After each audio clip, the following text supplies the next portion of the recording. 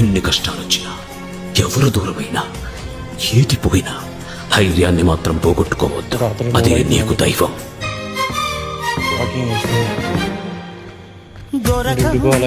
రకరకాలుగా సుఖపడే యోగం జరగనుందిగా, శత విధాలుగా జతపడే యాగం.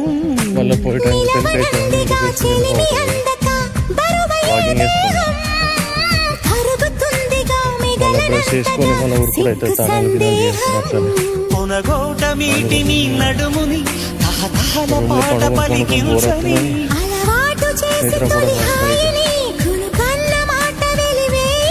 మగ మాట మెరుగని మోజురాని, ఊరంతా ఉత్సవం నీకు నాకు పరిణయం.